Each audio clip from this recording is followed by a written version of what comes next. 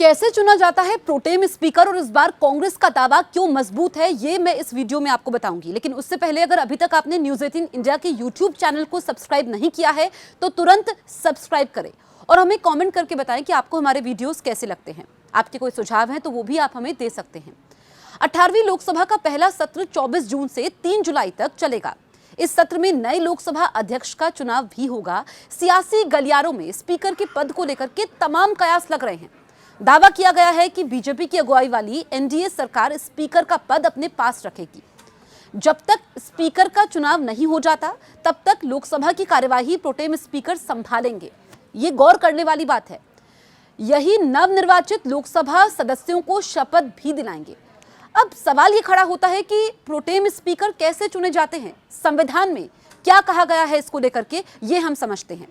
लोकसभा के पीठासीन अधिकारी होने के नाते स्पीकर को दिन प्रतिदिन की कार्यवाही से संबंधित कुछ महत्वपूर्ण कर्तव्यों को पूरा करना होता है।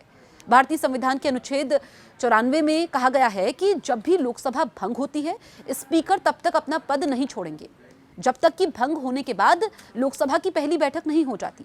18वीं लोकसभा में जब तक नए स्पीकर का चुनाव नहीं हो जाता तब तक सदन की कार्यवाही चलाने के लिए प्रोटेम स्पीकर चुना जाएगा। प्रोटेम शब्द लैटिन के प्रो टेम्पोर से आया है, जिसका मतलब यह होता है अस्थायी रूप से या अस्थायी। भारत के संविधान में संसद में प्रोटेम स्पीकर जैसे पद की कोई व्यवस्था नहीं है। प्रोटेम स्पीकर की नियुक्ति अस्थायी तौर पर तब तक के लिए होती है जब तक परमानेंट स्पीकर नहीं चुन लिया जाता है। यह सबसे जरूरी बात है गौर करने वाली कि ये परमानेंट स्पीकर जब तक नहीं चुन लिया जाता है तब तक का ही प्रोटेम स्पीकर की नियुक्ति होती है।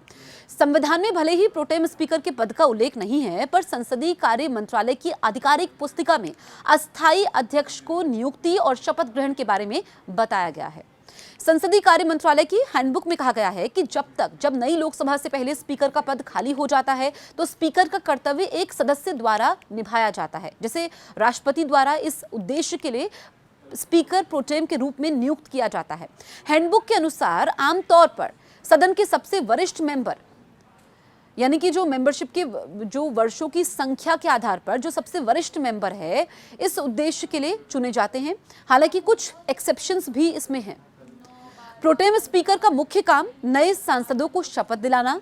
संविधान के अनुच्छेद 99 के तहत प्रत्येक सदन के मेंबर को अपनी सीट लेने से पहले राष्ट्रपति या उनके द्वारा इस कार्य के लिए नियुक्त किसी व्यक्ति के समक्ष संविधान की 3री अनुसूची में निर्धारित रूप में शपथ या प्रतिज्ञा लेनी होगी। आमतौर पर राष्ट्रपति द्वारा लोकसभा के 3 अन्य निर्वाचित सदस्यों को भी नियुक्त किया जाता है और सांसद उनके सामने शपथ लेते हैं। जैसे ही नई सरकार बनती है, भारत सरकार का विधायी विभाग सबसे वरिष्ठ लोकसभा मेंबरों की सूची तैयार करता है। इसे संसदीय मामलों के मंत्री या पीएम को सौंपा जाता है ताकि एक सांसद को स्पीकर प्रोटेम के रूप में और अन्य 3 सदस्यों को शपथ ग्रहण के लिए नियुक्त किया जा सके।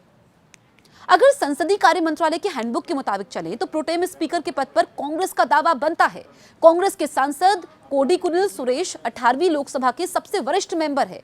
ये 8वीं बार सांसद चुने गए हैं। इस नाते प्रोटेम स्पीकर बन सकते हैं और उन्हें नए सांसदों को शपथ दिलाने का जिम्मा मिल सकता है।